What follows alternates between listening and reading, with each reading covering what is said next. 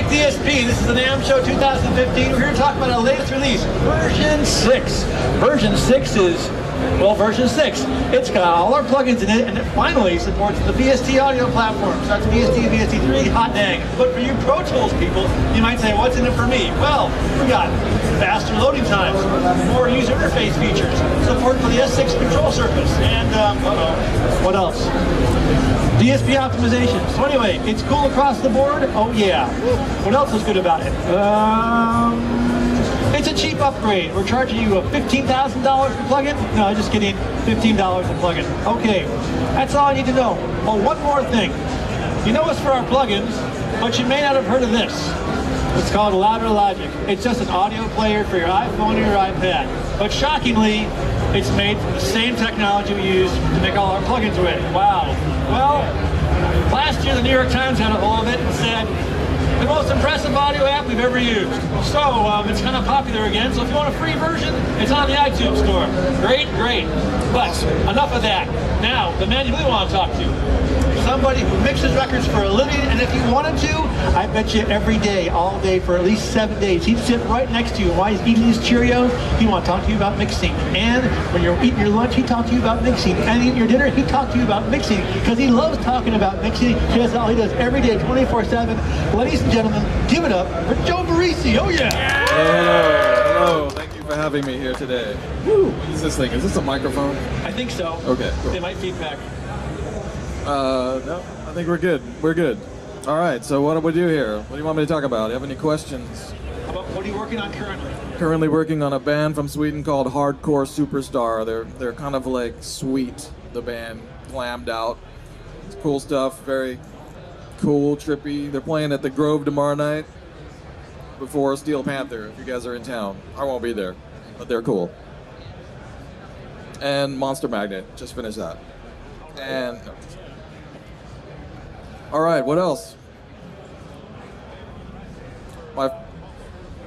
Right now, my favorite vocal compressor software is Channel G, and I'm saying this not even because I'm in the McDSP booth, because if I was in the Sound Toys booth, I'd say the same shit. It's right, Channel G right now. I use FilterBank quite a bit. That's probably my first go-to plugin in the McDSP arsenal. I use it quite a bit for checking phase and also for filtering guitars. I just did something actually kind of cool on a song yesterday where I took both the FilterBank and put it on 2 guitar tracks and filtered them from nothing to full fidelity, and it really is a cool dynamic thing. Something I started doing on mixes a long time ago, or I read it in a magazine. I don't remember who I stole it from, but putting a little clamp on your whole mix and bringing the verse down a little bit and then opening it up in the chorus. Very cool thing to do. But actually, my favorite mixing compressor right now, software-wise, is Channel G. Any questions for Joe? Nope. My favorite de-essing plugin, I actually have about 5 of them. McDSP is one of them. It kind of fluctuates for me. Sometimes I'm not much more of a guy that I think of plugins in terms of almost outboard gear, where I'd rather plug in a different one if it doesn't work as opposed to automating one. I will tell you what I like about certain ones. What I like about McDSP one is that it goes lower than a lot of plugins. So if you get a lot of shitty vocals recorded where you get T's and ticks and stuff like that, you can get down in the 2K range and get rid of that shit right away. I do like a little bit the Waves Renaissance one because it's just two sliders. I worked with Stephen Massey for a little bit on his de-esser because I had an idea to re-ess and not de-ess, because I got people that are too de-ess crazy when they record vocals and everything sounds like they're lisping. And a long time ago at Sound City, Keith Olsen took an old Orban de-esser, and it was a 3-channel de-esser, and he did something where he inverted the middle channel so it actually added sibilance, but he was using it to add sibilance to a reverb. So he would use that middle send, which is a cool thing for a de-esser that most people don't think about, but he would actually add sibilance to a send and to a reverb. So I actually made a blend knob where I can actually re-ess some add S's, which is usually try to get rid of, but and then there was, I don't know, I try everything once, and then everything is like, it either sounds good or it doesn't sound good to me, and sometimes it sounds good on one thing and doesn't sound good on another, but for the most part, the men in green here, there's a lot of good plugins in this arsenal. I'll just give you a little story of something the other day, and I can't even tell you this from experience, but I'll tell you this from a friend of mine who's mixing some live stuff, and he's having a lot of trouble with leakage in the snare track. And hi, dude. I know. So he'd asked me, because I just mixed a bunch of live stuff as well, and you know, there's all kinds of tricks you can do, and if you want to get rid of hi-hat leakage in a snare, you can mult the snare off, and this friend of mine gave me some incredible fucking insight about multing the snare off and flipping the phase of it and high passing it and then triggering the snare, so every time the real snare hit, it would duck the out of phase snares to get rid of the snare itself, but open up.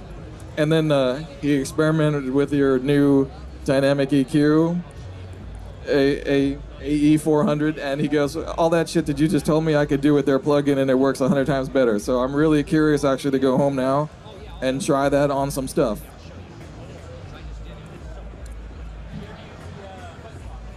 Yes, you know, for me, it's more about I use a lot of different outboard gear for distortions and stuff. But what's kind of cool is I like to do weird vocal stuff with it, but I also like to process other stuff with it. A lot of times you get a vocal that's really clean, and you put it into a reverb, and all of a sudden you have this nice clean vocal into a nice clean reverb. If you put the futz box on a send into the reverb and fuck the reverb up, it gives you a nice kind of, you can really fluctuate with the amp settings and just everything, the filtering and everything, the distortion, and it's just it's incredible. So check it out. I used it a couple of weeks ago as a wah-wah, just by varying the filter by hand. I was just like, ooh, wow, you know, whatever, doing some stupid shit. I have ML1000. I don't know any numbers, man, so I just, ML4000. So, but I don't use the 4-band version. I only use it on lead vocals when I want a lead vocal to stick out of a track, or if I want certain sections of a mix to pump. That's one of the coolest limiters that I've used, but I'm actually very afraid of dynamic compression. I have no idea how to use a multi-band compressor. As much as I'd love to say I love it, I tried it. I don't understand it. Dave Pensado says think about it as EQ. I still can't get past that, but I do like Derek's helpful hint about the new EQ is 4 de-essers in one. I can totally understand that. So that makes more sense to me. So maybe I'm gonna try to experiment and grow up these days. If you guys haven't tried any of this stuff out, I will say FilterBank, one of the greatest plugins I've ever used.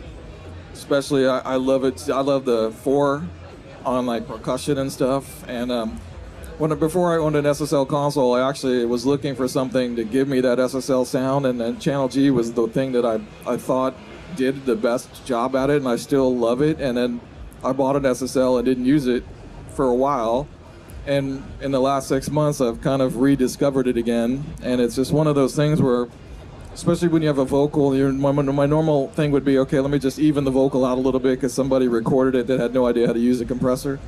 So I'll even it out before I hit the console. And I would just use some generic, whatever, 1176 or something. And a lot of times you just need a little extra. And I started going back to Channel G and putting that compressor back on. And it's just a whole different beast because you got the expander and it totally fattens the vocal up, and you've got some EQ if you want it, and it's one of those things that actually is a clarifier.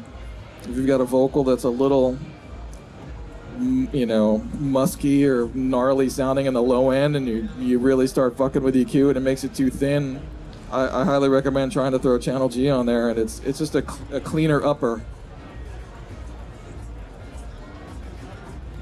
Anything else? What do you want to know? How about some free stuff? Want some free stuff? Okay. You guys are just here for the free stuff. All right. Has everyone got a raffle ticket?